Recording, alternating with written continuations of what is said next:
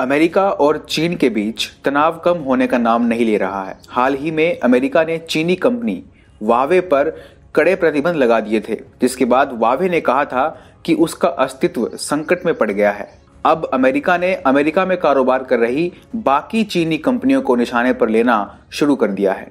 दरअसल कल यानी 21 मई को अमेरिकी सीनेट में एक बिल पास किया गया, जिसके बाद अलीबाबा और बायडू जैसी चीनी कंपनियों पर अमेरिकी स्टॉक एक्सचेंज से डीलिस्ट होने का खतरा मंडरा रहा है। इन चीनी कंपनियों के डीलिस्ट होने के बाद इन्हें विदेशी पूंजी जुटाने में बड़ी कठिनाई का सामना करना पड़ेगा।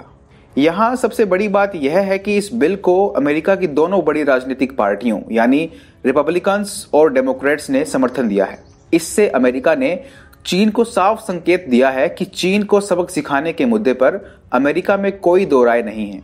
इस बिल को लुसियाना के रिपब्लिकन सीनेटर जॉन कैनेडी और मैरीलैंड के डेमोक्रेट सीनेटर क्रिस वॉन हॉलेन ने सीनेट में पेश किया था और यह विधेयक सर्वसम्मति से सीनेट में पारित हो गया। इस बिल में चीनी कंपनियों के लिए यह अनिवार्य कर दिया गया है कि अब उन्हें अमेरिका के पब्लिक अकाउंटिंग ओवरसाइट बोर्ड यानी PAOB के प्रति जवाबदेह होना पड़ेगा। अब तक PAOB चीनी कंपनियों के बुक ऑफ अकाउंट्स नहीं देख पाता था, जिसकी आड़ में कई चीनी कंपनियां करोड़ों डॉलर्स के घोटाले करती थी। इसी के साथ बिल में यह भी प्रावधान है कि अब अमेरिका में काम करने वाली हर कंपनी को यह सुनिश्चित करना होगा कि उस पर किसी विदेशी सरकार का कोई प्रभाव नहीं है। नए प्रावधानों के मुताबिक अगर कोई भी कंपनी इनमें से कोई भी शर्त को पूरा करने में विफल हो जाती है तो उसे अमेरिकी शेयर बाजार से प्रतिबंधित कर दिया जाएगा। वावे के पीछे तो अमेरिका पहले से ही हाथ धोकर पड़ा हुआ है। हाल ही में अमेरिका ने वावे पर कुछ नए प्रतिबंध लगाए थे, जिसके बाद वावे अमेरिका से प्रोसेसर चिप और सेमीकंडक्टर का एक्सपोर्ट नहीं कर पाएगा। अमेरिका द्वारा लगाए गए इन प्रतिबंधों के बाद वावे सख्ते में है।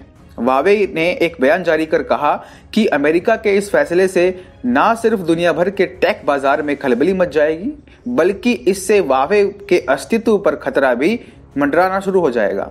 बता दें कि दुनिया के सेमीकंडक्टर संयंत्रों में इस्तेमाल होने वाले चिप डिजाइन और विनिर्माण उपकरण अधिकतर अमेरिका में बनते हैं। ऐसे में अमेरिका द्वारा वावे पर लगाए गए इन प्रतिबंधों के बाद वावे का बर्बाद होना तय माना जा रहा है। अब अमेरिका ने अलीबाबा और बायडू जैसी दिग्गज चीनी टेक कंपनियों को निशाने पर लेना शुरू कर दिया है।